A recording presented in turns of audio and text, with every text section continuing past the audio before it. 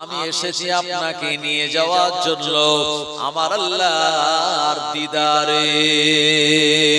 আল্লাহর নবীকে এক লোটা পানি দেয়া হলো, হুজুর আপনি ওযু বানিয়ে নিন। ওযুর মধ্যে 4টি ফরজ আছে। প্রিয় নবী সাল্লাল্লাহু আলাইহি ওয়াসাল্লাম তিনি ওযু বানালেন। এরপরে জিবরাইল আলাইহিস সালাম বলেন, হুজুর আমি আপনার জন্য বোরাক এনেছি, ওই বোরাকের উপরে আপনি সওয়ার হন। বোরাকটা কেমন? তাফসীরের ভিতরে তাফসীরে রুহুল বায়ান, তাফসীরে মারিফুল কোরআন, তাফসীরে ইবনে কাসিরের মুসান্নিফ বললেন এই বোরাকটা গাধার থেকে একটু উঁচু আর ঘোড়ার থেকে একটুখানি নিচু, 600 যার ডানা আছে আর পিঠের উপরে মখমলে নরম জান্নাতি গদি বিছানো। আমার আল্লাহর সুন্দর সুন্দর নামগুলি ওই বোরাকের মাথাতে লেখা আছে। প্রিয় নবী সাল্লাল্লাহু আলাইহি ওয়াসাল্লাম উঠতে যাবেন, এমন সময় বোরাক নড়াচড়া করে। জিবরাইল আলাইহিস সালাম বলেন, বোরাক তুমি কি জানো না তোমার পিঠে কে সওয়ার হচ্ছেন? ইনি আর অন্য কেউ নন, দিন দুনিয়ার বাদশা আখিরি জামানার নবী। আমাদের নবীজির নাম শুনে বোরাক স্থির হয়ে দাঁড়িয়ে গেল। প্রিয় নবী সাল্লাল্লাহু আলাইহি ওয়াসাল্লাম ওই বোরাকের উপরে তিনি সওয়ার হলেন। জিবরাইল আলাইহিস সালাম বোরাকের পিছনে বসলেন। বোরাককে পরিচালনা করার জন্য বলা হলো। আবার বেজনেরা সবথেকে বেশি গতি হলো আলোর গতি।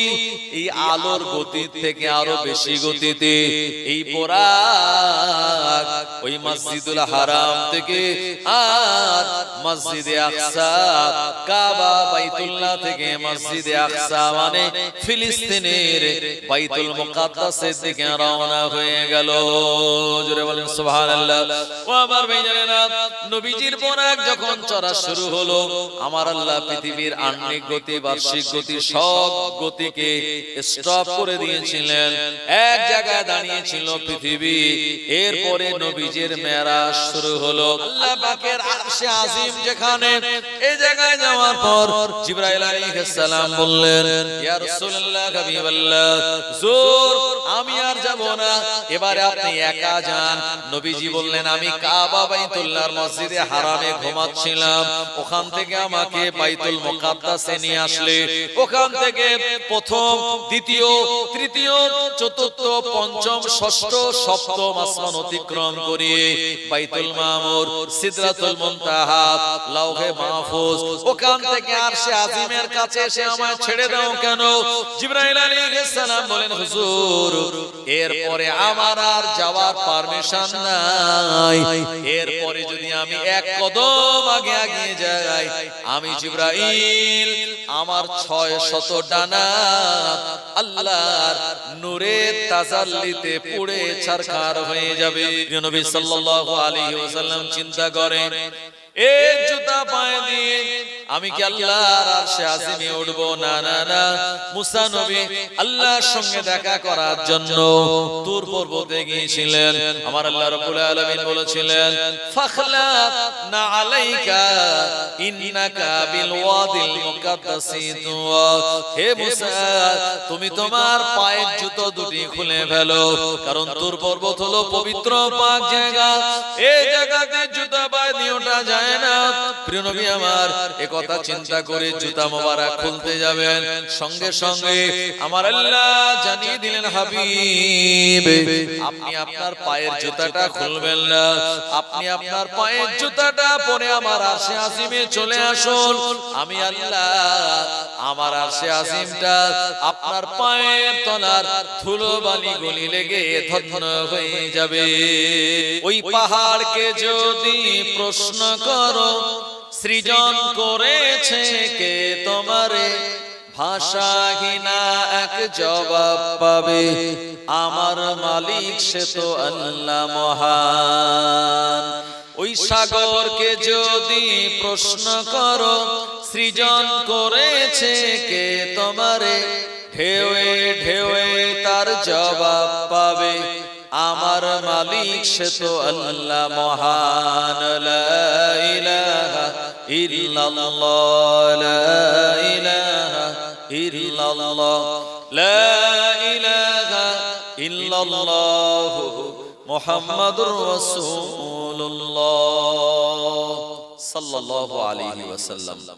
সম্মানীয় উপস্থিত, পরহেজগার, দিনদার আল্লাহওয়ালা, আমার সম্মুখে বসে থাকা মসজিদের মুসল্লি, আল্লাহর কাবা বাইতুল্লাহর হাজী, যাদের উপরে স্বয়ং আল্লাহ পাক রাজি, আপনাদের গ্রামের সম্মানীয় আমারই সুপরিচিত ইমাম সাহেব হুজুর এবং আজকের এই মাহফিলের সম্মানীয় সুযোগ্য সভাপতি সাহেব, কমিটির জওয়ান যুবক বৃন্দ, পর্দার অন্তরালে অবস্থিতা পর্দানুশীনা আবেদা জাহেদা, আমার আম্মাজান ও বোনেরা, সবাইকে আমার পক্ষ থেকে জানাই আন্তরিক মোবারক।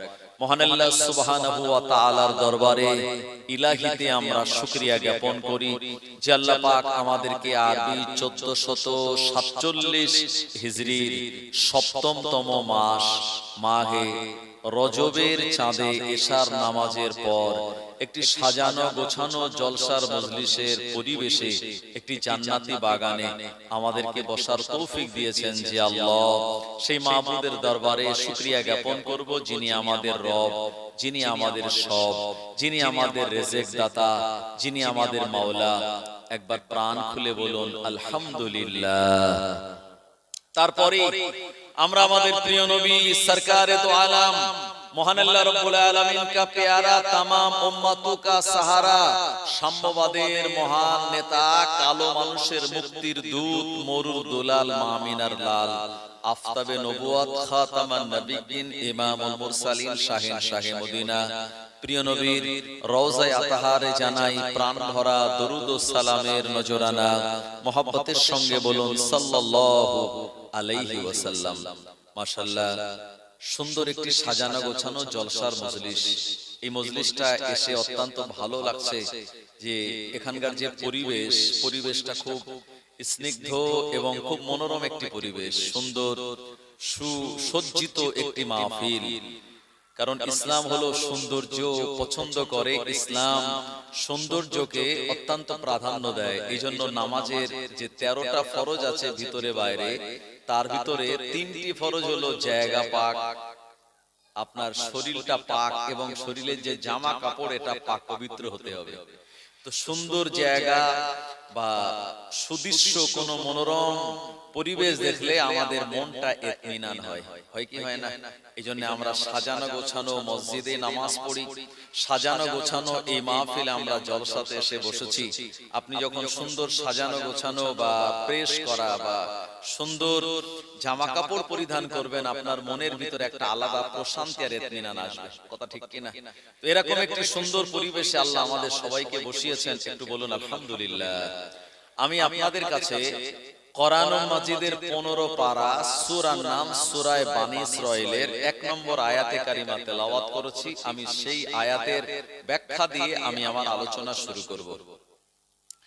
গোটা কোরআনুল মাজিদে 114টি সূরা আছে, তার ভিতরে 86টি সূরা মক্কাতুল মুকাররমায় অবতীর্ণ হয়েছিল। এই সূরাগুলিকে বলা হয় সূরাতুল মাক্কিয়া।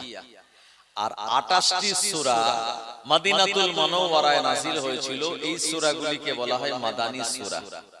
তো কোরআনুল মাজিদের 15 পারা সূরা বানী ইসরাঈল, এই সূরার অপর নাম হচ্ছে সূরা ইসরা। ওই সূরার প্রথম আয়াতেই আল্লাহ পাক নবীজির মেরাজ সম্পর্কে তিনি বর্ণনা করেছেন, এবং আকাশে যে চাঁদ আছে এই চাঁদের নাম হলো মাহে রজব। কথা ঠিক কিনা?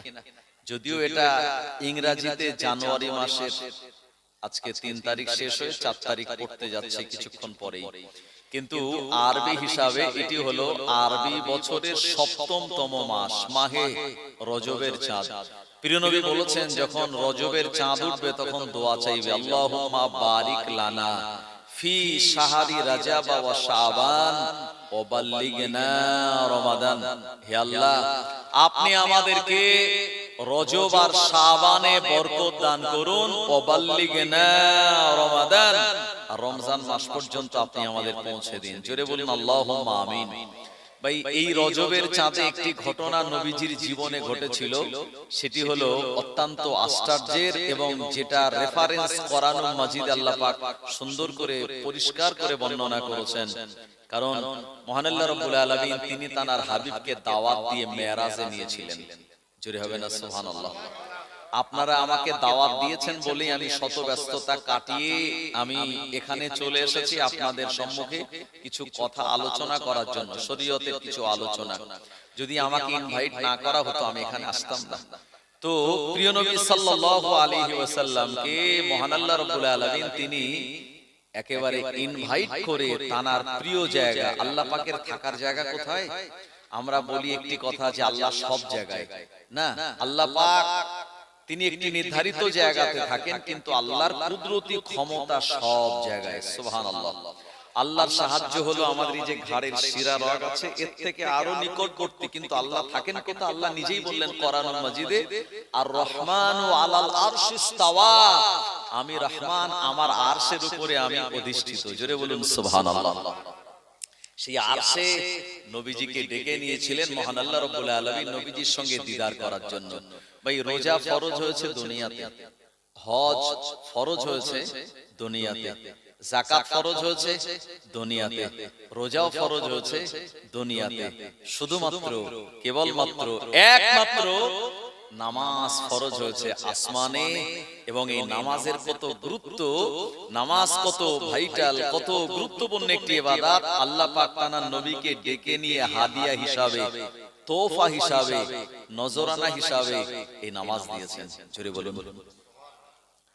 ভাই কোরআনুল মাজিদ আল্লাহ বলছেন সুবহানাল্লাযী আসরা বিআবদিহি লাইলাম মিনাল মাসজিদিল হারামি ইলাল মাসজিদিল আকসা। মহান পবিত্রময় সেই আল্লাহ যিনি তার প্রিয় বান্দাকে রাতের কিছু অংশে মসজিদে হারাম থেকে মসজিদে আকসা পর্যন্ত ভ্রমণ করিয়েছিলেন। লিনুরিয়াহু মিন আয়াতিনা, আর যার চতুর্দিকে আমার আল্লাহ অসংখ্য বরকত আর রহমত গুলি রেখে দিয়েছেন। ও আবার ভাইজানেরা, মসজিদে হারাম কোনটা? যেটি হলো কাবা বাইতুল্লাহ। হারাম শব্দের অর্থ হলো নিষিদ্ধ, আর হারামে মসজিদ মানে মসজিদুল হারাম মানে ওটা পবিত্র মসজিদ। আল্লাহ পাকের প্রিয় নবী সাল্লাল্লাহু আলাইহি ওয়াসাল্লাম তার বয়সটা যখন 51 বছর হয়ে গেল, এই দুনিয়াবি 51 বছর বয়সে আল্লাহ আমাদের নবীকে মেরাজে ডেকে নিয়েছিলেন। তাফসীর কারকরা বর্ণনা করলেন আল্লাহর নবীকে কেন মেরাজে ডাকা হলো, তার কারণ হলো প্রিয় নবীর জীবনে ওই বছরটা ছিল আমুল হুজুন, মানে দুঃখের বছর। কিসের বছর? দুঃখের বছর। ভাই আমরা মাঝে মাঝে বলি না যে ভাই একটু দোয়া করো, সময় খুব ভালো যাচ্ছে না, যেটাই হাত দেই সেটাই লস হচ্ছে, এরকম একটা কথা বলি কি বলি না আমরা? কিন্তু মনে রাখুন, ইসলাম বলল সময় খারাপ যাচ্ছে এটা বলা যাবে না, জামানা খারাপ এটা বলা যাবে না, যুগ খারাপ এটা বলা যাবে না। কি বলতে হবে? আমরা মানুষ, আমরা খারাপ হয়েছে, কিন্তু যুগ জামানা এটা ভালো আছে। নবীর জামানায় যে সূর্য উঠতো, ওই সূর্য আগামীকাল পূর্ব দিগন্তে উঠবে ইনশাআল্লাহ। নবীজির জামানায় যে চাঁদ উঠতো, ওই চাঁদই উঠবে, বা এখনো আছে আসমানে, রাত দিন সেভাবেই হয়। কিন্তু আমরা মানুষের পরিবর্তন হয়ে গেছে, যুগ জামানা একরকম আছে। নবীজি বলেছেন قال الله تعالى, আল্লাহ বললেন, আল্লাহ বলেছেন আর নবীজি সেটা রিওয়ায়াত করলেন। প্রিয় নবী বললেন قال الله تعالى ইউজিনি ইবনু আদম, আদম সন্তানেরা আমাকে কষ্ট দেয়। কাকে কষ্ট দেয়? আল্লাহকে। কি বলে কষ্ট দেয়? নবীজি বললেন আদম সন্তানেরা বলে ইয়াসুবুদ্দাহার, তারা যুগকে গালি দেয়। অথচ আল্লাহ বললেন ওয়ানাদ দাহারু, আমি আল্লাহ নিজেই যুগ। উকাল্লিবুল লাইলা ওয়ান নাহারা, আর আমার কুদরতি হাতের ইশারায় রাত দিনের পরিবর্তন হয়। যারা বলেন সুবহানাল্লাহ। ও আবার ভাইজানেরা, এজন্য প্রিয় নবী সাল্লাল্লাহু আলাইহি ওয়াসাল্লামের জীবনে ওই বছরটা দুঃখের বছর ছিল, কষ্টের বছর ছিল। কেন কষ্টের আর দুঃখের হলো? নবীজি যখন 50 বছর বয়স, আল্লাহ নবীর হাতে হাত দিয়ে যিনি সর্বপ্রথম ঈমানের কালেমা পড়েছিলেন উনি আর অন্য কেউ নন, প্রিয় নবীর অন্যতম বিবি আমাদের আম্মা খাদিজা রাদিয়াল্লাহু আনহা। নবীজি যখন 50 বছর বয়স, আম্মা জান খাদিজা তখন 65 বছর বয়স। এই 65 বছরের বয়স্কা নারী আম্মা জান খাদিজা নবীজির জীবন থেকে তিনি বিদায় নিলেন, ইন্তেকাল করলেন। এই প্রথম বিবির ইন্তেকালে নবীজির অন্তরে বড় দুঃখ লেগেছিল। আবার ভাইজানেরা, ঠিক তার 3 মাস পর আল্লাহর নবীর প্রাণপ্রিয় চাচা যান, যিনি হলেন আবু তালিব, জানার তত্ত্বাবধানে নবীজি আমার লালিত পালিত হয়েছেন। প্রিয় নবীর আপন চাচা যান আবু তালিব, উনিও ওই বছরে দুনিয়ার জমিন থেকে বিদায় নিলেন। নবীজির মনে অত্যন্ত কষ্ট হলো। নিকট আত্মীয়, রক্তের সম্পর্কের কোন আত্মীয় ইন্তেকাল করলে যে দুঃখটা আমরা পাই, প্রিয় নবী সাল্লাল্লাহু আলাইহি ওয়াসাল্লাম এই দুঃখটাই পেয়েছিলেন। এরপরে আল্লাহর নবী মক্কার জমিনে কালেমার বাণী দাওয়াত দিতে লাগলেন। যারা ইসলাম গ্রহণ করেছিলেন তারা ছাড়া নতুন কেউ আর প্রিয় নবীকে অ্যাকসেপ্ট করছিলেন না। আল্লাহর নবী এ সময় তার পালিত পুত্র যায়েদ বিন হারেসাকে বললেন, ও যায়েদ বিন হারেসা, এখান থেকে আমি তোমায় নিয়ে চলে যাব 100 কিলোমিটার দূর, যে এলাকাটার নাম হলো তায়েফ। ওই জায়গায় গিয়ে আমি কালেমার বাণী প্রচার করব। আল্লাহর নবীর পালিত পুত্র যায়েদ বিন হারেসাকে সঙ্গে করে নিয়ে প্রিয় নবী আমার তায়েফের জমিনে পৌঁছে গেলেন। এই জায়গায় যাওয়ার পর আল্লাহর নবী বললেন, তোমরা কি আমায় চিনতে পারো? আমি সেই মুহাম্মদ ইবনে আব্দুল্লাহ। আমি হালিমার ঘরে 4 বছর ছিলাম। তোমাদের এলাকাতে আমি ছোটবেলায় 4 বছর লালিত পালিত হয়েছি। আমার আল্লাহ আমাকে নবুয়ত দিয়েছেন আর কলেমার বাণী প্রচার করার জন্য বলেছেন। তোমরা মেনে নাও আল্লাহ এক আর আমি আখিরি জামানার নবী, আমায় নবী বলে মেনে নাও। ওরা জবাব দিল, মালি হাযার রাজুল, আপনি কেমন মানুষ? মালি হাযার রাসূল, আপনি কেমন রাসূল? ইয়াকুলু তুআম, আপনি আমাদের মতো খাদ্য খান। ওয়ায়ামশি ফিল আসওয়াক, আবার আমাদের মতোই বাজারে যান। না না না, নবী যিনি হবেন সাধারণ মানুষের মতো খাওয়া দাওয়া করবে না, বাজারে যাবেন না।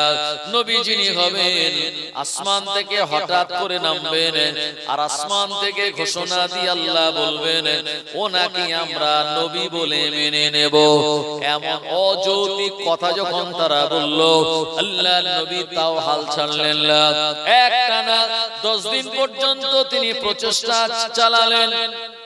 ট্রাই এগেইন এন্ড এগেইন, বারবার প্রচেষ্টা করতে লাগলেন, কিন্তু না না না, একজন ঈমানের কালেমা পড়ে নাই। উপরন্তু প্রিয় নবী 10 দিন পর যখন রিটার্ন চলে আসবেন মক্কার জমিনে, আর তায়েফের দুষ্টু বালকেরা এরা রাস্তা থেকে ধারালো পাথর তুলে নিয়ে প্রিয় নবী নূরানী চেহারা মোবারকের উপরে যে আঘাত করেছিল। ও আমার ভাইজানেরা, আমি ওই তায়েফের জমিনে গিয়েছি, নিজে গিয়ে এলাকাটা দেখে এসেছি, যে জায়গায় আঙ্গুর বাগানে আল্লাহর নবী বিশ্রাম করেছিলেন। এক কথায় প্রিয় নবীকে ও জামানার তায়েফের দুষ্টু বালকেরা রক্তাক্ত করে দিয়েছিল। আল্লাহর নবীর জীবনে পর পর একই বছরে 3টে দুঃখ আসলো। চাচা জানের ইন্তেকাল, খাদিজার ইন্তেকাল, তায়েফের মানুষের অত্যাচার নির্যাতন। আল্লাহর নবীর মনটা বড় ভরাক্রান্ত। এই রকম একটি সিচুয়েশনে আমার আল্লাহ তার প্রিয় নবীকে আসমানে ডেকে নিয়েছিলেন মেরাজে। নবী আমার কাবা বাইতুল্লাহর মাতাফে যেখানে হাজী সাহেবরা তাওয়াফ করে লব্বাইক আল্লাহুম্মা লব্বাইক লব্বাইক লা শারীকা লাকা লব্বাইক ইন্নাল হামদা ওয়ান নি'মাতা লাকা ওয়াল মুলক লা শারীকা লাক।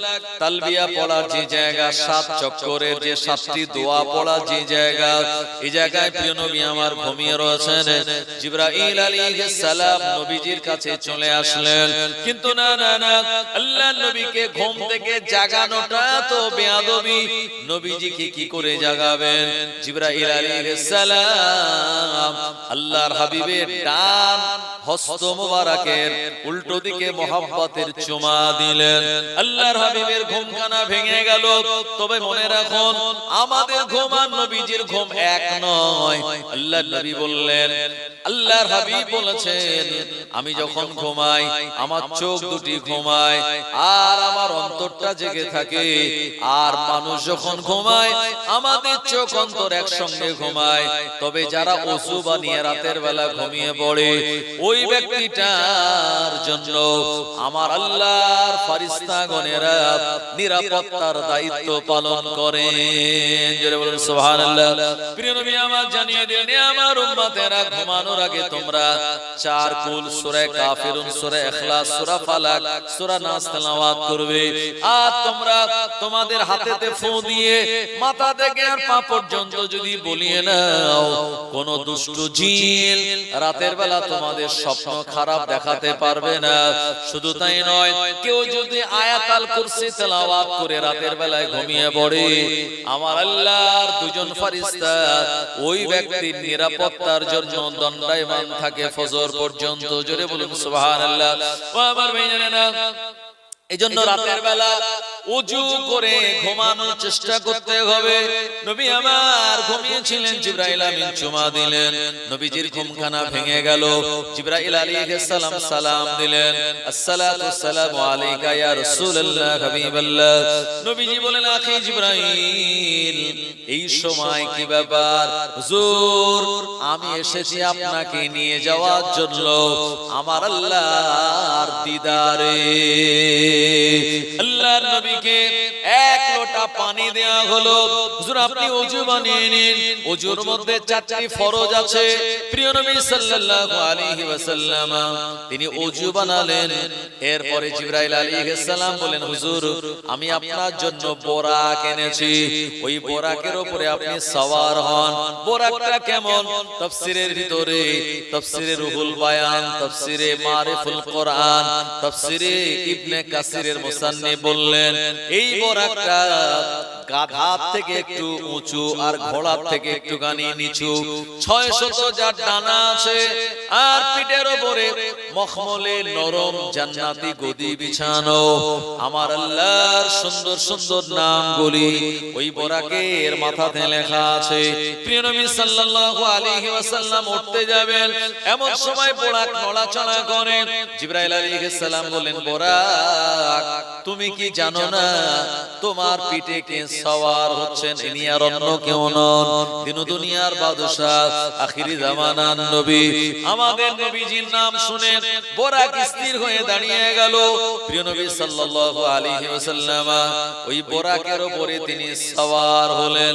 জিবরাইল আলাইহিস সালাম বোরাকের পিছনে বসলেন। বোরাককে পরিচালনা করার জন্য বলা হলো। আবার বেজনেরা, সবথেকে বেশি গতি হলো আলোর গতি। এই আলোর গতি থেকে আরো বেশি গতিতে এই বোরাক ওই মসজিদুল হারাম থেকে আর মসজিদে আকসা, কাবা বাইতুল্লাহ থেকে মসজিদে আকসা মানে ফিলিস্তিনের বাইতুল মুকাদ্দাসের দিকে রওনা হয়ে গেল। জোরে বলেন সুবহানাল্লাহ। ও আমার ভাইজানেরা, নবীজির বোরাক যখন চড়া শুরু হলো, আমার আল্লাহ পৃথিবীর আহ্নিক গতি, বার্ষিক গতি, সব গতিকে স্টপ করে দিয়েছিলেন। এক জায়গায় দাঁড়িয়েছিল পৃথিবী। এরপরে নবীজির মেরাজ শুরু হলো।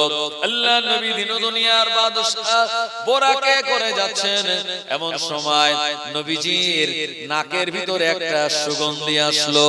আল্লাহ নবী বললেন, ওয়াহি জিবরাইল, এটা তো সেই সুগন্ধি যে সুগন্ধি ফেরাউনের মেয়ের যে চুল আঁচড়ে দিত উম্মে মিস্তাক, ওই নারীর কবরের সুগন্ধি। জিবরাইল আলাইহিস সালাম বলেন, জি হুজুর, আপনি ঠিক ধরেছেন। কার কবরের সুগন্ধি? ফেরাউন তো নিজেকে বলেছিল আনা রাব্বুকুমুল আলা, আমি হলাম সবথেকে বড় খোদা, বলেছিল না বলেনি? আর আল্লাহ পাক তাকে নীল নদের দরিয়ায় চুবিয়ে চুবিয়ে মেরেছিল না? হ্যাঁ, ফেরাউন সে নীল নদের দরিয়ায় মারা গেল। নমরুদও বলেছিল আমি হলাম তোমাদের স্রষ্টা, আমি হলাম খোদা। আল্লাহ একটা মশার কামড়েই এই দুনিয়া থেকে তাকে বিদায় করে দিয়েছে। সাদ্দাত সে আল্লাহর সঙ্গে গাদ্দারি করে জান্নাত বানিয়েছিল, আমার আল্লাহ জান্নাতে প্রবেশ করার আগেই তাকে ধরে নিয়েছে। কি মালাকুল মউত আজরাইল আলাইহিস সালাম ধরে নিয়েছে। কারণ বিরাট সম্পদের অধিকারী ছিল, এত অহংকারী ছিল, সে যাকাত দিতে অস্বীকার করেছিল। এই জমিনের তলায় আল্লাহ পাক তাকে ধসিয়ে দিয়েছে। আমার ভাইজানেরা, তো ফেরাউন এ ছিল নপুংসক, যার বডিটা এখনো মিশরের জাদুঘরে মমি করে রাখা আছে। আপনি ইউটিউবে সার্চ করলে ফেরাউনের এই লাশটা দেখতে পাবেন। আমার ভাইজানেরা, তো ফেরাউনের স্ত্রী হলো আল্লাহর নেক বান্দি, যিনি হলেন আম্মা জান আসিয়া। এই ফেরাউনের কোনো ছেলে মেয়ে ছিল না বলে ও একজন মেয়েকে দত্তক নিয়েছিল, মানে একজন পালিত কন্যাকে সে পুষত। সেই মেয়েটার চুল আশ্রে দেওয়ার জন্য আরেকটা মহিলা তাকে মাইনে দিয়ে পুষত। ওই মহিলাটার নাম হলো উম্মে মেস্তা। সাধারণত মেয়েদের বড় বড় চুল হলে আরেকজনকে আশ্রে দিলে সুবিধা হয়। তো এই চিরুনিটা যেই পড়ে গেল, উম্মে মেস্তা ওই চিরুনিটা তোলার সময় বিসমিল্লাহ বলে তুলে নিয়েছে। আর কোন কাজ করার আগে আমরা বিসমিল্লাহ বলি কিনা? ফেরাউনের কন্যা বলল, উম্মে মেস্তা কি ব্যাপার, এই বিসমিল্লাহ বলে কার নাম নিলে? এ সময় উম্মে মেস্তা বললেন, আমি বিসমিল্লাহ বলে আমার আল্লাহ আমার স্রষ্টার নাম আমি নিয়েছি। বলল, না না না, স্রষ্টা তো হলো আমার পিতা ফেরাউন, তুমি অন্য কাউকে মালিক বলে মানো। বলল, না না না, মহান আল্লাহ রাব্বুল আলামিন হলেন তিনি এক, আসমানের মালিক, জমিনের মালিক, তামাম পৃথিবীর মালিক, নদ নদী পাহাড় পর্বতের মালিক। আমি উম্মে মেস্তা আমারও মালিক তিনি। ফেরাউনের কন্যার কথাটা পছন্দ হলো না, সঙ্গে সঙ্গে তার আব্বাকে ব্যাপারটা বলে দিল। ফেরাউন মেয়েটাকে ডাক দিয়ে বলল, আমার ঘরে থাকবে, আমার এখানে খাবে, অথচ আমাকে খোদা বলে মানবে না, এটা আমি কোনো মতে মেনে নিতে পারি না। ও আমার ভাইজানেরা, ওই মহিলাটাকে বললে এক্ষুনি আমায় খোদা বলে মানো। উম্মে মেস্তা বলল, না না না, আমার আল্লাহ হলেন এক, ওই আল্লাহর উপরে আমি ঈমান এনেছি, আপনাকে রব বলে আমি মানি না। ফেরাউন বলল, এর পরিণতি অত্যন্ত ভয়াবহ। বলল, পরিণতি যতই ভয়াবহ হোক না কেন, আমি আমার ঈমান পরিত্যাগ করব না। কিতাবের ভিতরে এসে এই মহিলাটার 4টে পুত্র সন্তান ছিল। বলল, যদি ফেরাউন বলছে আমায় খোদা বলে না মানো, তো তোমার বড় ছেলেটাকে তোমার সামনে কুরবানি দিয়ে দেব, জবাই করে দেব।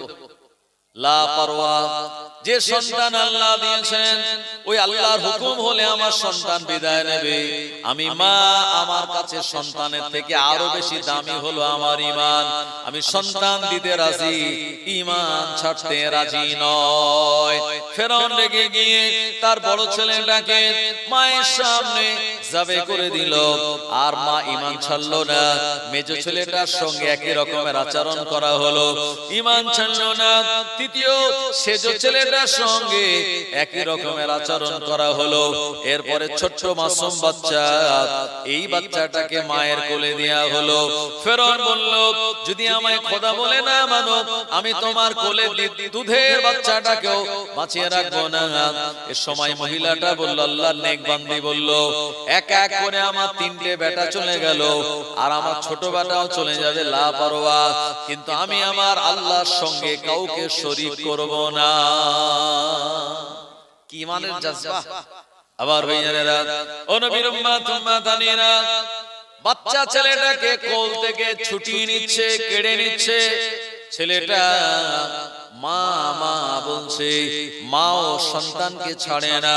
ও আমার ভাইজানেরা, এমন সময় ফেরাউন জোর করে ছেড়ে আপনার কেড়ে নিয়ে ওই ছোট্ট মাসুম বাচ্চাটাকে গরম তেলের মধ্যে ফেলে দিয়ে জনমের মতো তাকেও শহীদ করে দিল। মা আল্লাহর আসমানের দিকে তাকিয়ে কাঁদে, আল্লাহ আমি আপনার বান্দি, আমি ঈমান ছাড়িনি বলে আমার সঙ্গে আমার বাচ্চাদের সঙ্গে এমন আচরণ।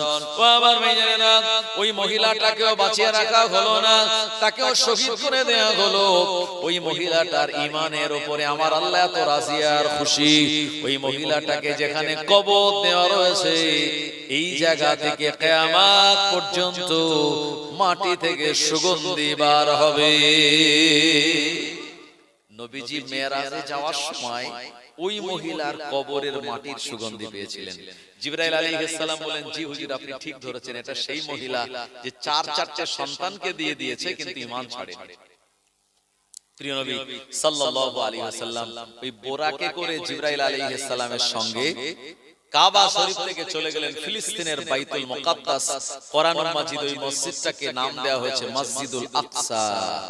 ওই জায়গায় চলে গেলেন। ও আমার ভাইজানেরা, এই জায়গাটা হলো বরকতপূর্ণ জায়গা। মসজিদে আকসার এলাকায় আমার ভাইজানেরা ইউনুস নবীর মাজার আছে, এই জায়গায় সুলাইমান নবীর মাজার আছে, দাউদ নবীর মাজার আছে, হুদ নবীর মাজার আছে, সালেহ নবীর মাজার আছে। ও আমার ভাইজানেরা, অসংখ্য নবী পয়গম্বর আলাইহিমুস সালামদের বিচরণের জায়গা। আল্লাহর নবী জানিয়ে দিলেন এই জায়গাতে আর ঈমানদার আল্লাহওয়ালারা বসবাস করবে। ও আমার ভাইজানেরা, ও নবীর উম্মত উম্মাতানিরা, প্রিয় নবী আমার বাইতুল মুকাদ্দাসে চলে গেলেন। জিবরাইল আমিন বলেন, হুজুর এখানে আপনি প্রবেশ করুন মসজিদে, আর 2 রাকাত নামাজ আদায় করুন। নবী আমার বাইতুল মুকাদ্দাসে প্রবেশ করলেন, 2 রাকাত দুখুলুল মসজিদ নামাজ আদায় করলেন।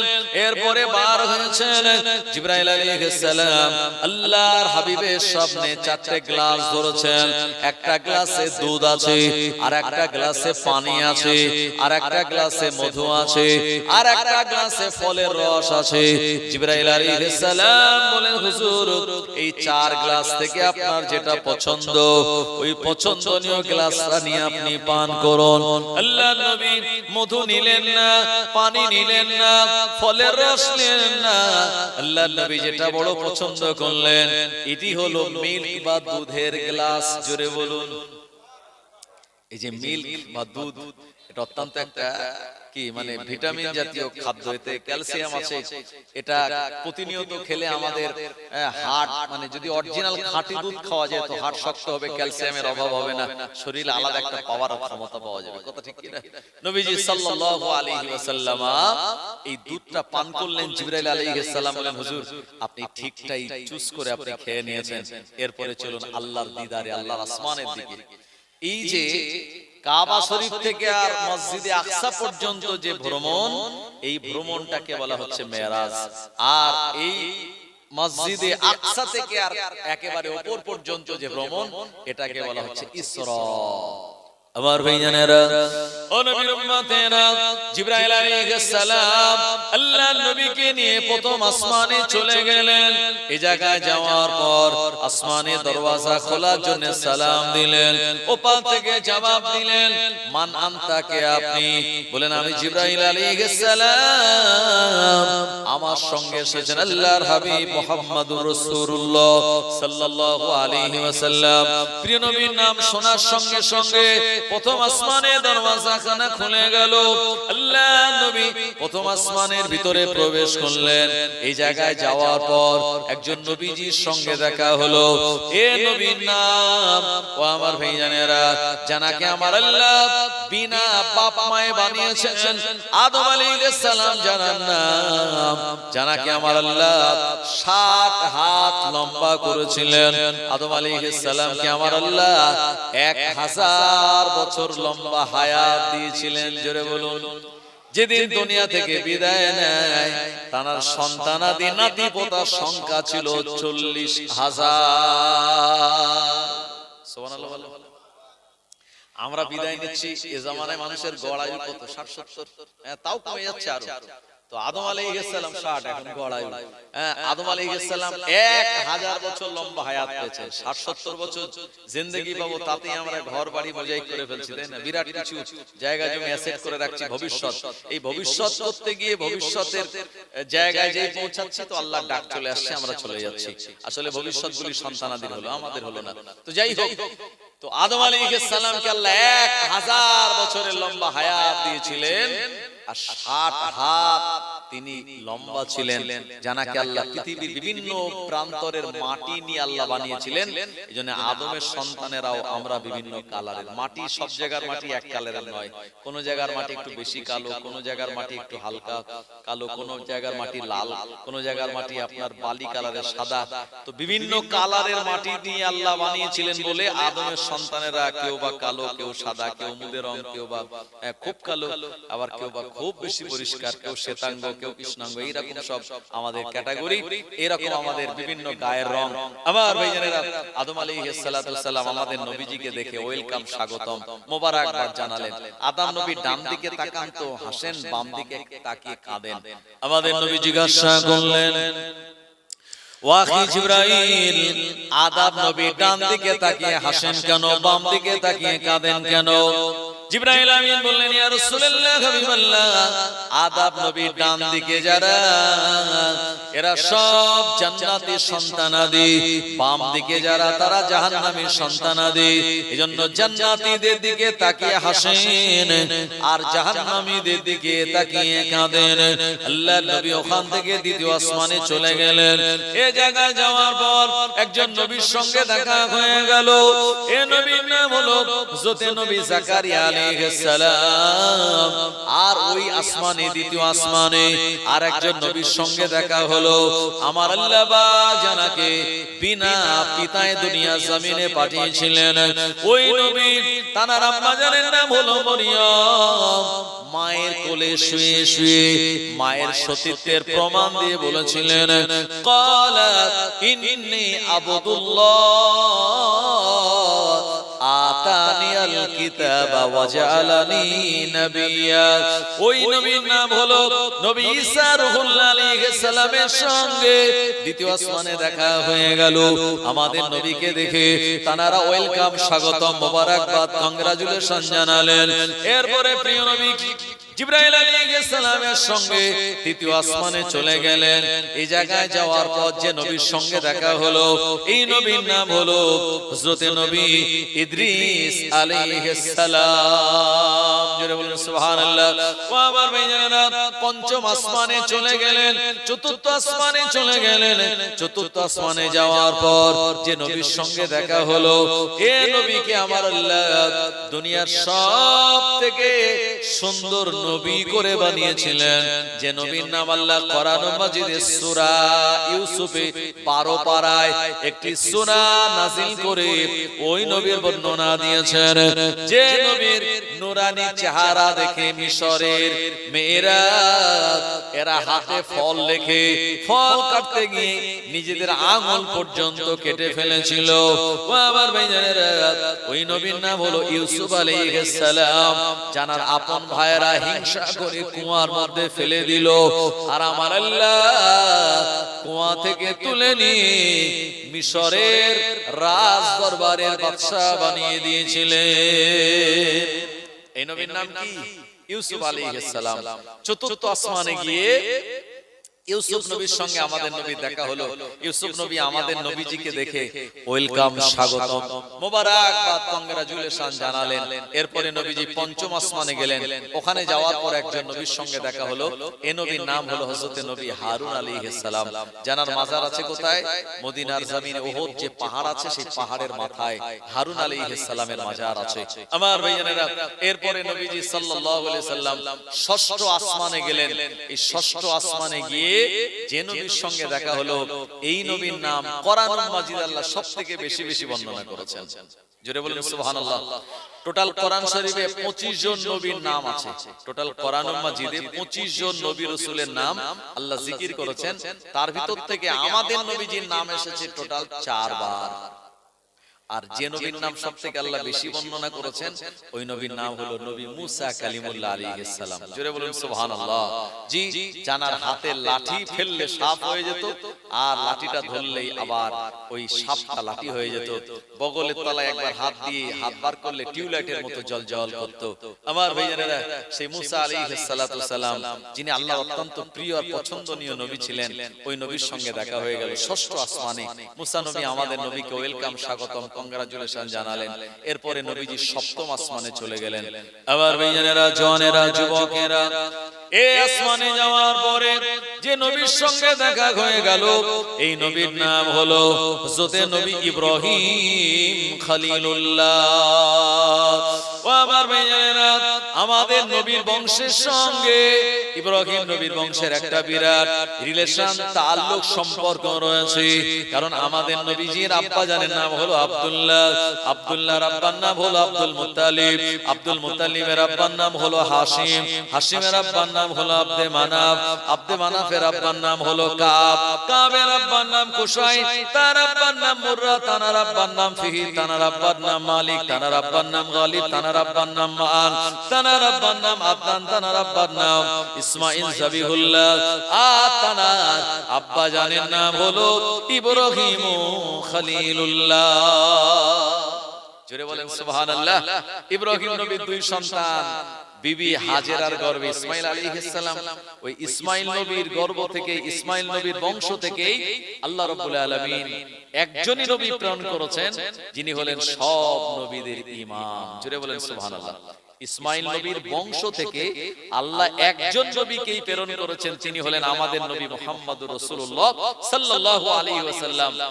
আর বিবি সারার গর্ভ থেকে একজন নবী প্রেরিত হয়েছিলেন, ওই নবীর নাম হলো ইসহাক আলাইহিস সালাম।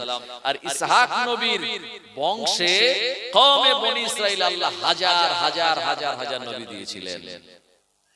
এই দাউদ নবী, সুলাইমান নবী, হুদ নবী, আপনার জাকারিয়া নবী, সলেহ নবী, আপনার শুআইব নবী, শুআইল নবী, সামাল নবী, ইউসা নবী, সব নবী, এরকম হাজার হাজার নবী সবই ইসহাক আলাইহিস সালামের বংশে আল্লাহ প্রেরণ করেছিলেন। জোরে বলুন সুবহানাল্লাহ। এইজন্য ইব্রাহিম নবীকে বলা হয় জাতির পিতা। ইব্রাহিম নবী কি? তিনি হলেন জাতির পিতা। আর আদম নবী হলেন আবুল বাশার, মানে সব মানব জাতির পিতা, সব মানুষের পিতা আদম আলাইহিস সালাম। আর ইব্রাহিম আলাইহিস সালাম হলেন জাতির পিতা। জোরে বলেন সুবহানাল্লাহ। আমার ভাইজানেরা, এরপরে প্রিয় নবী সাল্লাল্লাহু আলাইহি সাল্লাম দেখলেন, এই যেখানে কাবা শরীফ আছে না দুনিয়াতে, এই কাবা শরীফ সোজাসুজি আল্লাহর আসমানে একটা মসজিদ আছে, এই মসজিদের নাম হলো বাইতুল মামুর। ওটা কোনো মানুষের মসজিদ নয়, ওটা হলো ফারিস্তার মসজিদ, ফারিস্তাদের মসজিদ। জোরে বলুন সুবহানাল্লাহ। এই বাইতুল মামুরে ইব্রাহিম আলাইহিস সালাম তিনি হালাল দিয়ে বসেছিলেন। ও আমার ভাইজানেরা, আমার আল্লাহ পাকের ফেরেশতাগণেরা এই বাইতুল মামুরে তানারা প্রবেশ করে আমার আল্লাহর ইবাদত বান্দেগি করেন। ফেরেশতারা নূরে তৈরি, ফেরেশতারা ছেলেও নয় মেয়েও নয়, ফেরেশতাদের ক্ষুধা লাগে না, ঘুম লাগে না, তানাদের অন্তরে হিংসা নাই, রাগ নাই, তাকাব্বুরি নাই, রিয়া নাই।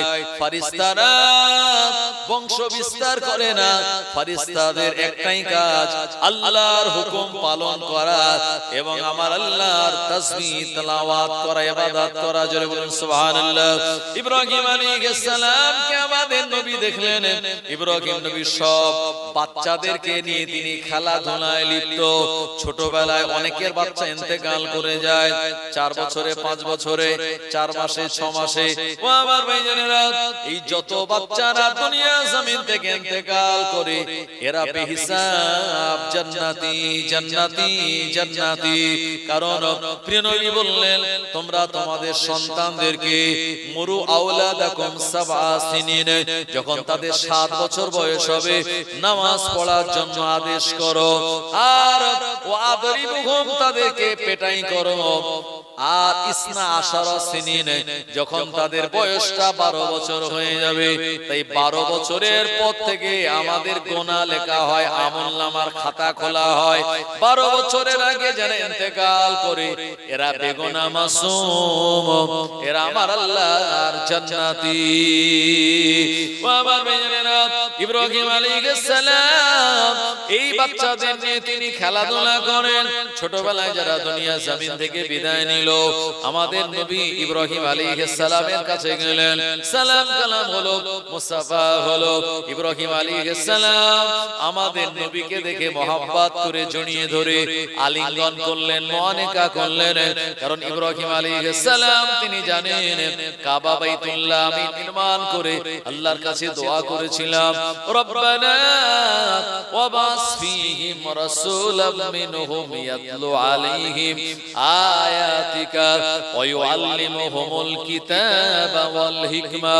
ও রব্বুল আলামিন, আল্লাহ আমি ইব্রাহিম নবী আর মাকাম ইব্রাহিমে দাঁড়িয়ে আপনার কাবা বাইতুল্লাহ নির্মাণ করে আপনার কাছে দোয়া করলাম, এমন একজন নবীকে আপনি দুনিয়া জমিনে প্রেরণ করুন, ওই নবী দুনিয়া জমিনে আগমন করে মানুষদেরকে হিকমতের আর জ্ঞানের শিক্ষা দেবেন। ইব্রাহিম নবী দোয়া কবুল করে আল্লাহ ইব্রাহিম নবীর বংশে আমাদের নবীজিকে প্রেরণ করেছিলেন। ইব্রাহিম নবীর সঙ্গে সপ্তম আসমানে দেখা হলো। ওখান থেকে নবীজি বিদায় নিয়ে চলে গেলেন কোথায়? সিদরাতুল মুনতাহা। এটা কি? সিদরাতুল মুনতাহা হলো একটা গাছ। এই গাছের পাতা, তেঁতুল গাছের পাতা দেখেছেন কত ছোট ছোট? তেঁতুল গাছের পাতা অসংখ্য কোটি কোটি পাতা, হ্যাঁ, লাখ পেরিয়ে কোটি কোটি পাতা হবে একটা পূর্ণ বয়সের, হ্যাঁ, তেঁতুল গাছের। এইরকম একটা বিরাট বড় গাছ, যেটাকে আরবিতে বলা হয় সিদরাতুল মুনতাহা। নবীজি দেখলেন এই গাছের পাতায় এই দুনিয়াতে যত বান্দারা আছে, বান্দির আছে, সবার নাম সেই গাছের পাতায় আছে। আর যাদের দুনিয়ায় হায়াত শেষ হয়ে যায়, ওই নামের পাতাটা হলুদ হয়ে নিচেই পড়ে যায়। আজরাইল আলাইহিস সালাম ওই পাতায় কার নাম লেখা আছে সেই নাম ধরে দুনিয়াতে এসে তার জানটা কবজ করে নেয়। আমার ভাইজানেরা, ও নবীর উম্মত উম্মতানিরা, প্রিয় নবী দেখলেন সিদরাতুল মুনতাহায় এমন দুটি পাতা, যে পাতাটা আকারে বড়, নাম দুটি উজ্জ্বল স্বর্ণাক্ষরে জলজল করছে। আল্লাহর নবীর কৌতূহল হলো। প্রিয় নবী জিজ্ঞাসা করলেন, আখি জিবরাইল, এই নাম দুটি কার নাম? অন্যান্য নামের থেকে যারা স্পেশাল, নাম দুটি বড় নূরানি অক্ষরে লেখা। জিবরাইল আলাইহিস সালাম বললেন, ইয়া রাসূলুল্লাহ, হাবিবাল্লাহ, এই নাম দুটি আর অন্য কারো নয়, আপনার ছোট কন্যা ফাতিমাকে আপনি যখন বিবাহ দেবেন, ওই ফাতিমার ঘরে আমার আল্লাহ দুটি সন্তান দেবেন। একজনের নাম হবে হাসান, আর একজনের নাম হবে হোসাইন। এ নাম দুটি আমার আল্লাহর পছন্দনীয় নাম, এ নাম দুটি জান্নাতি নাম। আল্লাহ পাক তিনি নাম দুটি বড় পছন্দ করে রেখে দিয়েছেন। আর আপনার ফাতিমাকে যখন আপনি বিবাহ দেবেন, তাদের সন্তান যখন হবে, এই নাম তানাদের রাখতে হবে। জোরে বলুন। নবীজি মেরাজে গেলেন 51 বছর বয়সে মক্কা শরীফ থেকে। আর ফাতেমাকে নবীজি বিবাহ দিয়েছিলেন মদিনা শরীফে হিজরত করার পরে।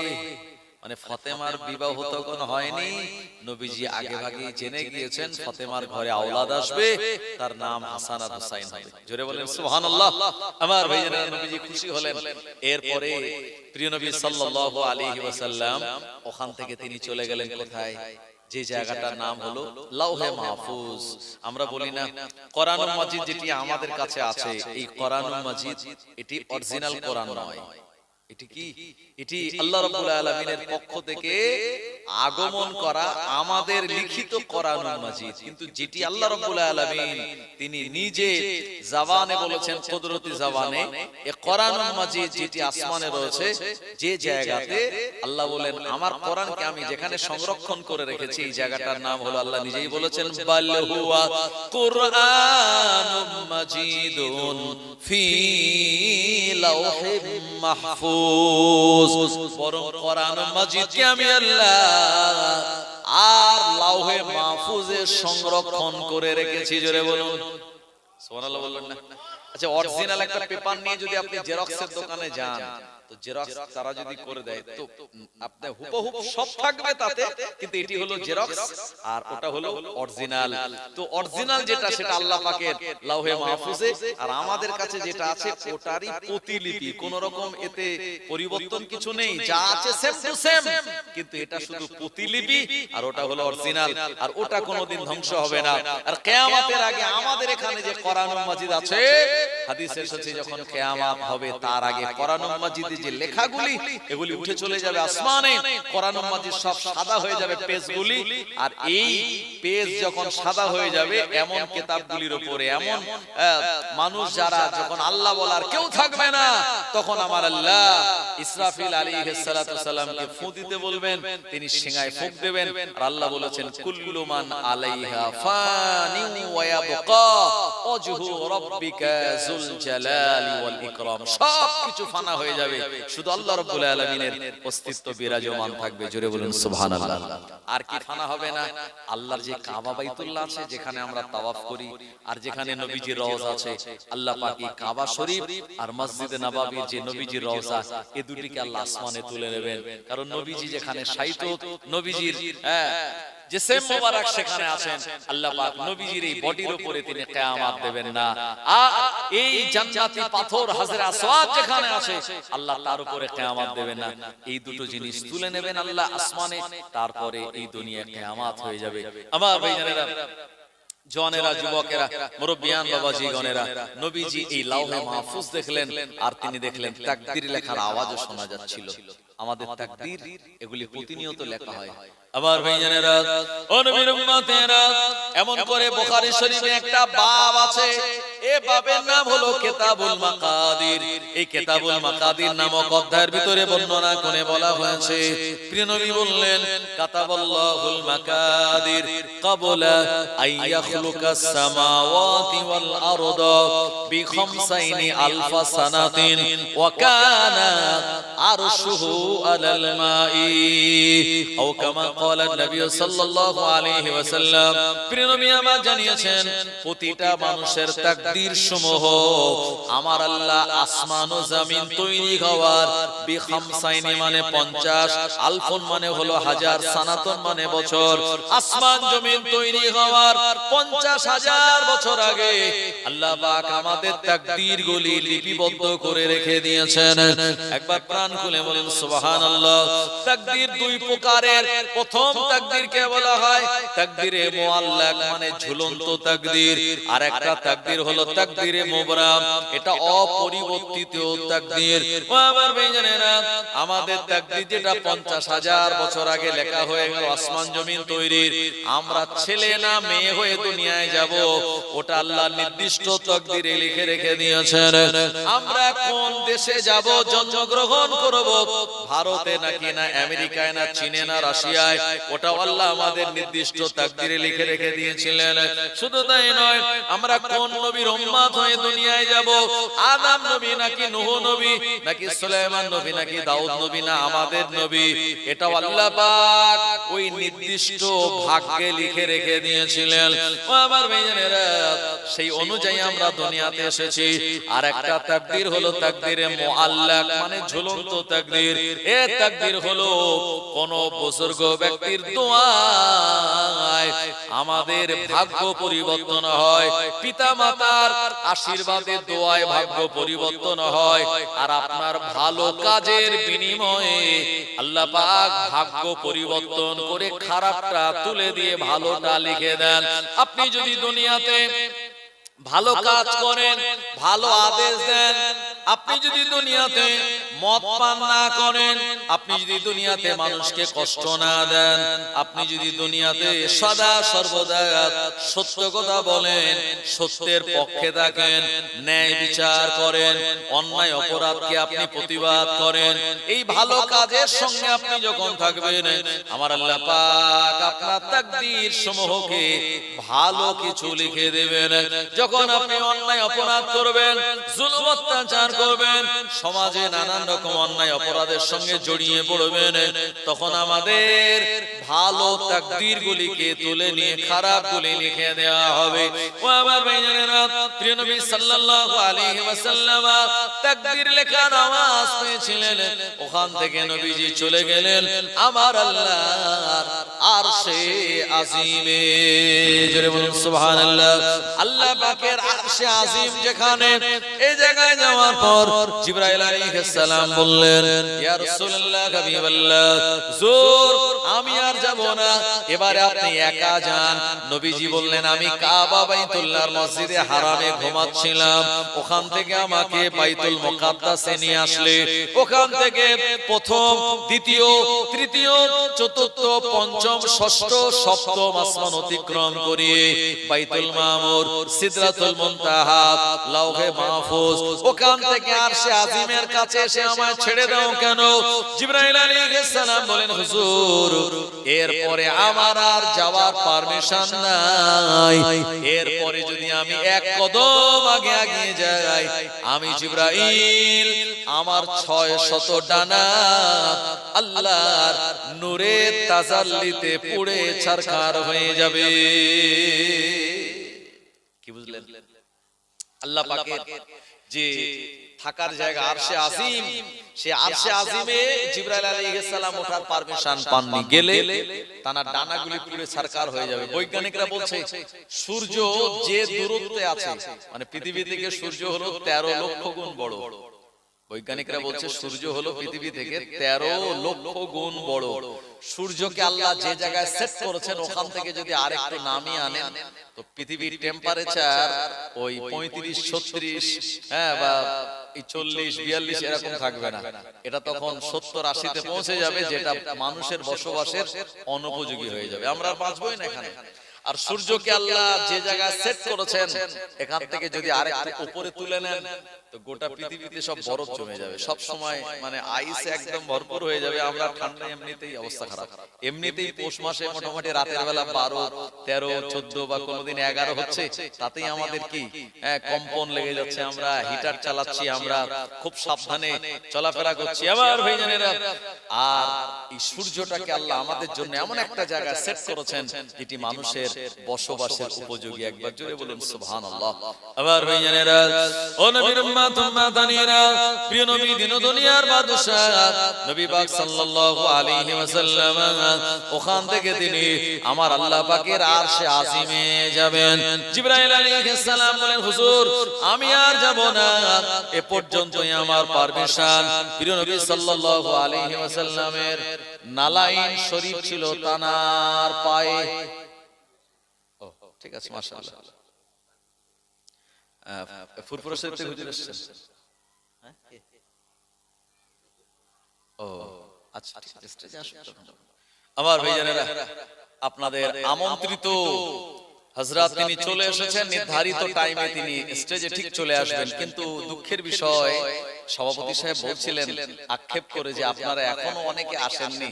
ওই যে খাবারের দোকানে বিভিন্ন জায়গাতে আপনারা ঘোরাফেরা করছেন, আমি সবাইকে সবিনয় নিবেদন করব, দেরি না করে আপনারা সবাই মজলিসে চলে আসুন, আর প্রাণ খুলে একটু দরুদ শরীফ, আল্লাহুম্মা সাল্লি আলা সাইয়্যিদিনা মাওলানা মুহাম্মদ ওয়া আলা আলি সাইয়্যিদিনা।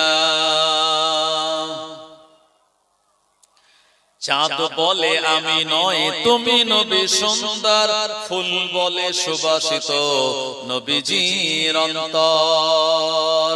চাঁদ বলে আমি নয় তুমি নবী সুন্দর, ফুল বলে সুবাসিত নবীজির অন্তর। তারাদের দল বলে তুমি প্রিয় দরবে, মেঘে বলে পানি হয়ে তুমি নবী সরবে। মানুষের কাছে তুমি রহমের বন্ধন, মানুষের কাছে তুমি রহমের বন্ধন। চাঁদ বলে আমি নয় তুমি নবী সুন্দর, ফুল বলে সুবাসিত নবীজির অন্তর। রোদ বলে খুশি মনে তুমি নবী শান্তির, শেষ করে দিলে তুমি ছিল যত ভ্রান্তি, রাত বলে নূর ছিল রাসূলের দৃষ্টিতে, দিন বলে তুমি সেরা মাবুদের সৃষ্টিতে, আলোময় করে দিলে পৃথিবীর অন্দর, আলোময় করে দিলে পৃথিবীর অন্দর, চাঁদ বলে আমি নয় তুমি নবী সুন্দর, ফুল বলে সুবাসিত নবীজির অন্তর, আরবের পথ বলে তুমি নবী মুক্তির, বয়ে দিলে ধরণীতে বায়ু তাপ স্বস্তির, মদিনার বাতাসেরা এসে বলে বাংলায়, আকাশের সুখ নামে প্রতিদিন রওজায়। জোরে হবে না সুবহানাল্লাহ? তাকবীর দেন, নারায়ে তাকবীর, নারায়ে তাকবীর। আকাশের সুখ এই রওজাতে, নবীজির রওজায় নামে কি নামে না? আপনারা জানেন যে সুনিতা উইলিয়ামস বলে একজন মহাকাশচারী বৈজ্ঞানিক, যিনি মহাকাশে গিয়েছিলেন। কবে গিয়েছিলেন? 2024 সালে, মোটামুটি আপনার ওই মার্চ এপ্রিল মাস এরকম নাগাদ মহাকাশে গিয়েছিলেন, মাত্র 8 দিনের জন্য। কিন্তু ঘটনাক্রমে মহাকাশে যাওয়ার পরে তারা রকেটের যান্ত্রিক গোলযোগ দেখা দিল, আর তিনি রিটার্ন আসতে পারছিলেন না। একটানা 10 মাস মহাকাশে আটকে ছিল। আপনারা যারা সংবাদ রাখেন তারা জানেন 10 মাস পর কি করে তাকে পৃথিবীতে ফিরিয়ে আনা হবে। আমেরিকার একজন এই মুহূর্তে একটা ভাইরাল বৈজ্ঞানিক, নাম হলো তার ইলন মাস্ক, নাম শুনেছেন? এই ইলন মাস্ক সে এরকম একটা রকেট পাঠালো হাই কোয়ালিটির, সেই রকেট আমার ভাইজানেরা মহাকাশে গিয়ে সুনিতা উইলিয়ামসকে এবং তার দুজন সহযোগীকে আর পৃথিবীতে ফিরিয়ে আনলো। তাকে ল্যান্ড করানো হয়েছিল সমুদ্রের পানির উপরে, যাতে এটা ব্লাস্ট না হয়ে যায়। আমার ভাইজানেরা, এরপরে সুনিতা উইলিয়ামসকে জিজ্ঞেস করা হলো, ম্যাডাম আপনি 10 মাস মহাকাশে থাকলেন, তো ওখান থেকে যে ইনফরমেশন গুলি আপনি এনেছেন, তো কিছু কিছু দিন তো বললো অনেক ইনফরমেশন আমি এনেছি, সেখান থেকে দুটি আমার কাছে খুব গুরুত্বপূর্ণ মনে হয়েছে। এক নম্বর হলো যে আমি লক্ষ্য করেছি যে সদা সর্বদা কেউ একজনকে আর সমস্ত কোটি কোটি মানুষেরা বা কোন এক জীব জগৎ তানার যেন ইবাদত আরাধনা উপাসনা করেন। জোরে বলুন সুবহানাল্লাহ। ইসলামিক রিসার্চ সেন্টারের কর্মকর্তারা বললেন, ম্যাডাম আপনি যে আওয়াজ পেয়েছেন এটি অন্য কারোর আওয়াজ নয়, এটা হলো আল্লাহ পাকের ফেরেশতাদের আওয়াজ। মহান আল্লাহ রাব্বুল আলামিন কোটি কোটি কোটি কোটি মিলিয়ন মিলিয়ন ফেরেশতা বানিয়েছেন। ওই ফেরেশতাগণেরা মহান আল্লাহ রাব্বুল আলামিনের ইবাদত বান্দেগি তানারা করছিলেন, তাসবিহ পড়ছিলেন, ওই আওয়াজ আপনি পেয়েছেন। সুবহানাল্লাহ। ও আমার ভাইজানেরা, আরেকটা ইনফরমেশন দিয়েছিল, আমি আমার টেলিস্কোপ যন্ত্র দিয়ে আমি মহাকাশ থেকে লক্ষ্য করে দেখলাম জমিনের দিকে দুটো জায়গার উপরে আসমান থেকে কানেকশন, একটা জায়গাতে কালো ঘর, মানুষেরা ঘরটাকে মাঝখানে রেখে প্রদক্ষিণ করে, আর একটা জায়গাতে সবুজ একটা গম্বুজ, এই গম্বুজটা চতুর্দিকে অসংখ্য মিনার, মানুষের এত আবেগ সেখানে, এটি আমি লক্ষ্য করলাম। ম্যাডামকে বলা হলো, ম্যাডাম যে জায়গায় আপনি কালো ঘর দেখেছেন এটা দুনিয়ার কোন মানুষের নয়, এটা হলো মহান আল্লাহ রাব্বুল আলামিনের ঘর, বাইতুল্লাহ, মসজিদুল হারাম, এটি কাবা শরীফ। জোরে বলুন সুবহানাল্লাহ। দ্বিতীয় নম্বরে সবুজ গম্বুজ আপনি যেটা দেখেছেন এটা অন্য কারণ নয়, যিনি হলেন আফতাবে নবুয়ত, খাতামান নবিয়্যিন, ইমামুল মুরসালিন, শাহে মদিনা, মক্কার বাতি, মদিনার জ্যোতি, মহান আল্লাহ রাব্বুল আলামিন কা প্যারা, तमाम উম্মতু কা সাহারা, আর সেই প্রিয় নবীজির রওজা মুবারক আপনি দেখেছেন। আসমান থেকে যে কানেকশন আপনি দেখেছেন এটা অন্য কোনো কানেকশন নয়, এটা হলো আমার আল্লাহর আসমান থেকে নাজিল হওয়া রহমতের নিদর্শন। জোরে হবে না? একটু মহব্বত করে বলেন আমার ভাইজানেরা, তো এই জন্য কবি বলেছেন, আরবের পথ বলে তুমি নবী মুক্তির, বয়ে দিলে ধরণীতে বায়ু তাপ স্বস্তির। মদিনার বাতাসেরা এসে বলে বাংলায়, আকাশের সুখ নামে প্রতিদিন রওজায় ভরে গেল সাকিনাতে মদিনার প্রান্তর, ভরে গেল সাকিনাতে মদিনার প্রান্তর। চাঁদ বলে আমি নয় তুমি নবী সুন্দর, ফুল বলে সুবাসিত নবীজির অন্তর। লা ইলাহা ইল্লাল্লাহ, লা ইলাহা ইল্লাল্লাহ, লা ইলাহা ইল্লাল্লাহ মুহাম্মাদুর রাসূলুল্লাহ সাল্লাল্লাহু আলাইহি ওয়াসাল্লাম। আমার ভাইজানেরা, জওয়ানেরা, যুবকেরা, প্রিয় নবী সাল্লাল্লাহু আলাইহি ওয়াসাল্লামের পায়ে আছে মক্কা শরীফে পরা আছে নালাইন জুতা মোবারক। প্রিয় নবী সাল্লাল্লাহু আলাইহি ওয়াসাল্লাম চিন্তা করেন, এই জুতা পায়ে দিয়ে আমি কি আল্লাহর আরশে আজিমে উঠবো? না না না, মুসা নবী আল্লাহর সঙ্গে দেখা করার জন্য তুর পর্বতে গিয়েছিলেন। আমার আল্লাহ রাব্বুল আলামিন বলেছিলেন, ফাখলা না আলাইকা ইন্নাকা বিল ওয়াদিল মুকাদ্দাসি তুয়া। হে মুসা, তুমি তোমার পায়ের জুতো দুটি খুলে ফেলো, কারণ তুর পর্বত হলো পবিত্র পাক জায়গা, এই জায়গাতে জুতা পায়ে দিয়ে ওঠা যায় না। প্রিয় নবী আমার এ কথা চিন্তা করে জুতা মোবারক খুলতে যাবেন, সঙ্গে সঙ্গে আমার আল্লাহ জানিয়ে দিলেন, হাবিব আপনি আপনার পায়ের জুতাটা খুলবেন না, আপনি আপনার পায়ের জুতাটা পরে আমার আরশে আজিমে চলে আসুন। আমি আল্লাহ আমার আরশে আজিমটা আপনার পায়ের তলার ধুলো বালি গলি লেগে ধন্য হয়ে যাবে। আরো জোরে বলুন সুবহানাল্লাহ। ও নবীর উম্মত উম্মাতানিরা, নবী আমার আল্লাহ রাব্বুল আলামিনের আরশে আজিমে চলে গেলেন। এরপরে আল্লাহর হাবিব তিনি খেয়াল করলেন হযরতে বেলালের পায়ের চলার আওয়াজ আল্লাহর আরশে আজিমে। পিছনের দিকে তাকালেন, না না না, আমার বেলাল তো মক্কা জমিনে, আমি বেলালের পায়ের আওয়াজ কেমন করে পেয়ে গেলাম? আসলে প্রিয় নবী সাল্লাল্লাহু আলাইহি ওয়াসাল্লামকে বেলাল হুজুরের পায়ের আওয়াজ শুনিয়ে আমার আল্লাহ পাক জানাতে চেয়েছিলেন, হাবিব আপনার মহব্বতের সাহাবী বেলাল উনি আমার জান্নাতি। জোরে বলুন সুবহানাল্লাহ। ও জোরেরা যুবকেরা, নবীর উম্মতেরা, নবী আমার আল্লাহ রাব্বুল আলামিনের সঙ্গে দেখা করার জন্য গেলেন, যেহেতু আমার আল্লাহ তিনি নিজে ইনভাইট করেছেন নবীজিকে। এরপরে আল্লাহ এবং নবীজির মাঝখানে ৭০,০০০ নূরের পর্দা। আমার আল্লাহ পাক ঘোষণা দিয়ে বলেন, মালাইকা ইরফা হিজাব বাইনি ওয়া বাইনিকা, এ আমার ফেরেশতাগণেরা সব পর্দাগুলি তুলে দাও। আমি আল্লাহ এবং আমার রাসূলের মাঝখানে সব পর্দাগুলি তুলে দাও। আমার আল্লাহ শুনিয়েছেন, ইন্নামা আমরুহু ইযা আরাদা শাইয়ান আইয়াকুলা লাহু কুন ফায়াকুন। আমার আল্লাহ রাব্বুল আলামিন যখন কোনো কিছু করার ইচ্ছা করেন, কোন বলেন ফায়াকুন, সঙ্গে সঙ্গে তা হয়ে যায়। আমার আল্লাহ এবং নবীজির মাঝখানের সব পর্দাগুলি উঠে গেল। এবারে আমার আল্লাহকে দেখে নবীজি প্রশংসা করলেন, কারণ আল্লাহ পাককে দেখে সালাম দেওয়া যায় না।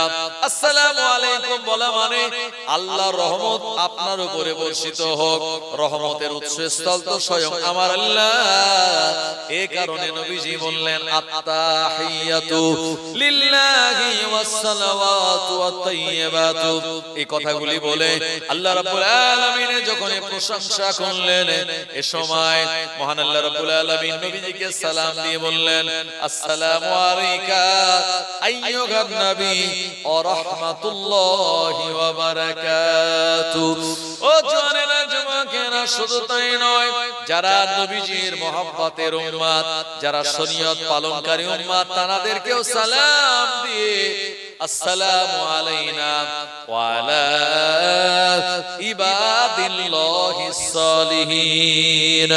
কোন কোন মুফাসসিরিন গণেরা বললেন নবীজি মেরাজে কি আল্লাহ রাব্বুল আলামিনের কাছে উম্মতের কথা তিনি ভুলে যান নাই, উম্মতের পক্ষ থেকে আমার আল্লাহকে সালাম দিয়ে বলেছিলেন আসসালামু আলাইনা ওয়া আলা ইবাদিল্লাহিস সালিহিন। আল্লাহ নবীর এই কথোপকথন শুনে ফেরেশতারা জবাব দিলেন আশহাদু আল্লা ইলাহা ইল্লাল্লাহু ওয়া আশহাদু আন্না মুহাম্মাদান আবদুহু ওয়া রাসূলুহু। আমার ভাইজানেরা, আমরা নামাজে যে তাশাহুদ পড়ি আত্তাহিয়াতু থেকে শুরু করি, এই তাশাহুদ হলো আল্লাহ এবং নবীজি এবং ফেরেশতাদের কথাবার্তা যেটি মেরাজের রজনীতে হয়েছিল, ওটা আমরা নামাজের ভিতরে তাশাহুদে তেলাওয়াত করি। একবার প্রাণ খুলে বলুন সুবহানাল্লাহ। ও নবীর উম্মত উম্মাতানিরা, মহান আল্লাহ রাব্বুল আলামিনের সঙ্গে নবীজির সরাসরি দিদার, আশিকার মাশুকের দিদার। আমার ভাইজানেরা, নবীজির সঙ্গে আল্লাহ রাব্বুল আলামিনের দিদার হলো, এরপরে নবীজি চলে আসবেন, নবীজির চোখের কোণে পানি। আমার আল্লাহ বলেন হাবিব আপনি কাঁদেন কেন? প্রিয় নবী বললেন ও রাব্বুল আলামিন আল্লাহ, আমি আপনার নবী, আপনার দাওয়াতে আপনার ইনভাইটে আমি মেরাজ এসে আপনার দিদার করলাম, কিন্তু আমার যারা উম্মত উম্মাতানিরা হবে তারা কি আপনার দিদার পাবে না? আমার আল্লাহ বলেন হাবিব চিন্তা করবেন না, আপনার উম্মতের জন্য আমি আল্লাহ 50 ওয়াক্তের নামাজ দিয়ে দিলাম। এই নামাজ যারা পড়বে, নামাজ যারা কায়েম করবে, আসসালাতু মেরাজুল মুমিনিন, নামাজ হলো মুমিনের জন্য মেরাজ। নবীজি খুশি হয়ে গেলেন।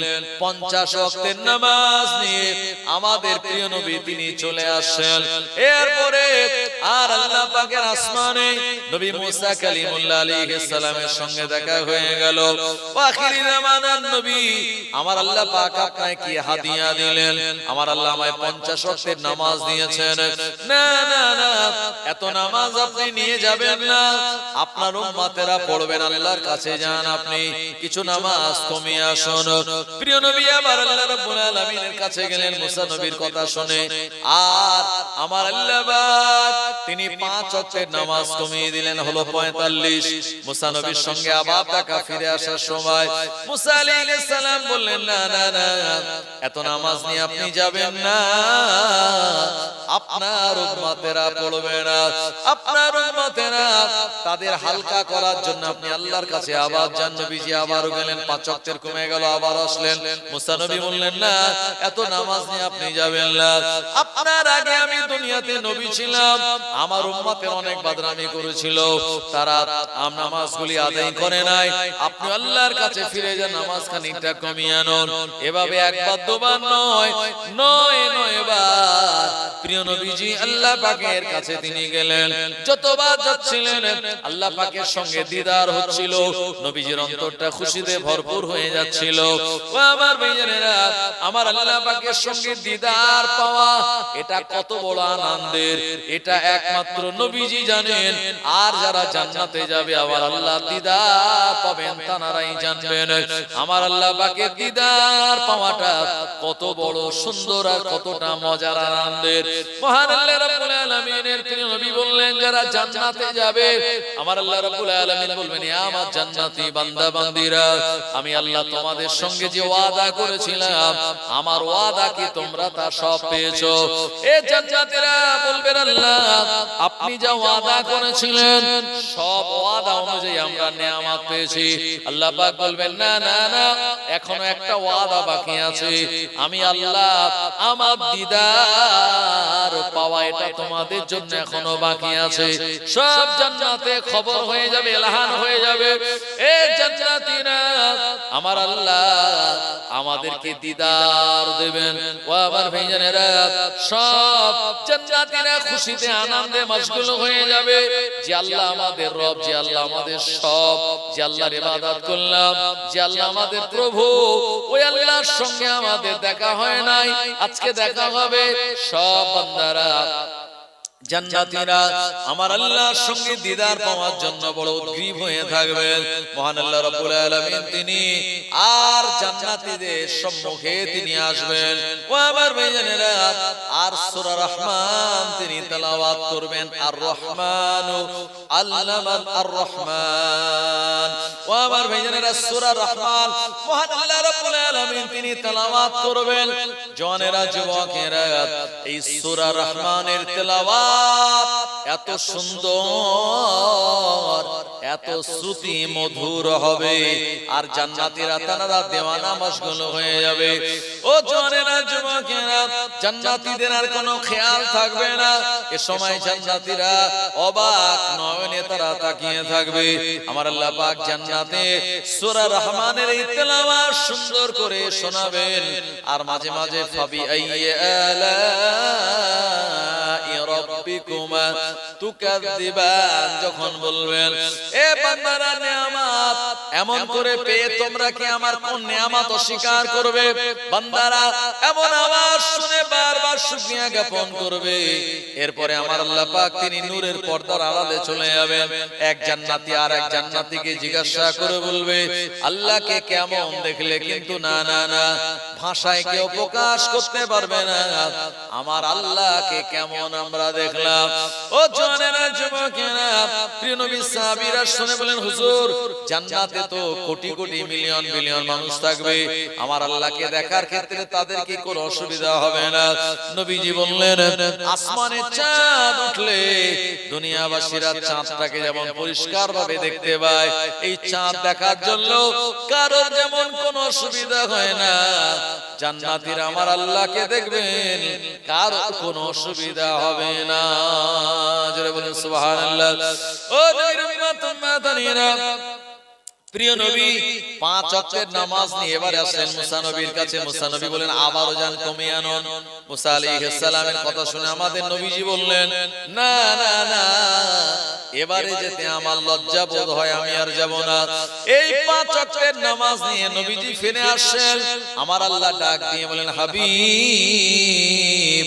আমি আল্লাহ জানিয়ে দিলাম আপনার উম্মতেরা এই 5 ওয়াক্তের নামাজ তারা যদি আদায় করে, আমি আল্লাহ রাব্বুল আলামিন তাদের নামায় আমলে 50 ওয়াক্তের নামাজ পড়ার সওয়াব দান করে দেব।